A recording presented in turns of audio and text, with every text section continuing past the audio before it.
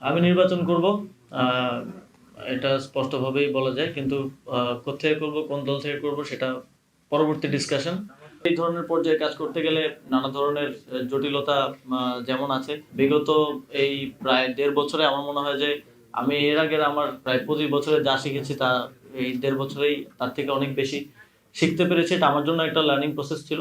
আমি নির্বাচন করব, আহ, এটা স্পষ্টভাবেই বলা যায়, কিন্তু কোথায় করব, কোন দল থেকে করব, সেটা পরবর্তী ডিসকাশন।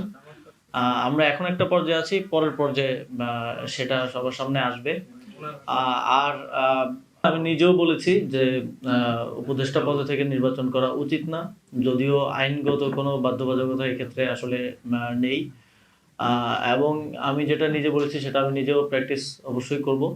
তবে এই বিষয়ে ফার্দার কোনো ইনফরমেশন দেওয়ার সুযোগ আমার নেই। এটা আমাদের মাননীয় প্রধান উপদেষ্টার দপ্তর থেকে আপনাদেরকে জানিয়ে দেওয়া হবে।